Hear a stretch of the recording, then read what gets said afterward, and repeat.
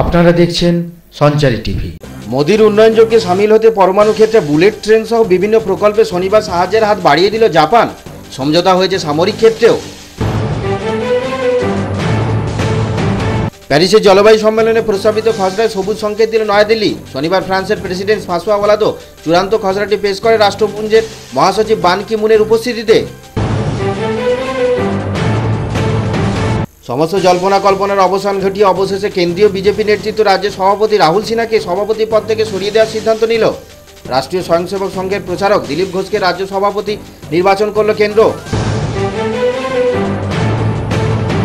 বিধানসভা ভোটের প্রস্তুতি নিয়ে পয়লা বৈঠকে বিরোধীদের দাবি অনেকটাই মেনে নিল নির্বাচন কমিশন। ভোটে কেন্দ্রীয় আধা সামরিক বাহিনী প্রথম থেকেই পুরোপুরি নির্বাচন কমিশনের অধীনে থাকবে বলেও জানিয়েছেন কমিশন। বহু চর্চিত পথচারী হত্যা মামলায় তেমন কোনো মজবুত প্রমাণ না থাকায় বেকসুর খালাস পেলেন বলিউড সুপারস্টার সালমান খান।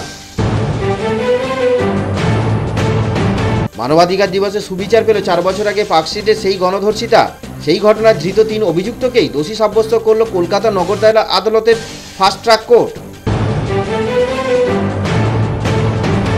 26/11 মামলায় রাজসাক্ষী হল ডেভিড কোলম্যান হেডলি। বৃহস্পতিবার আমেরিকার একটি অঘোষিত জায়গা থেকে ভিডিও কনফারেন্সের মাধ্যমে মুম্বাইয়ের দায়রা আদালত এই জঙ্গি জানায় যে আদালত ক্ষমা করলে এই মামলা সাক্ষ্য দিতে তিনি রাজি আছে।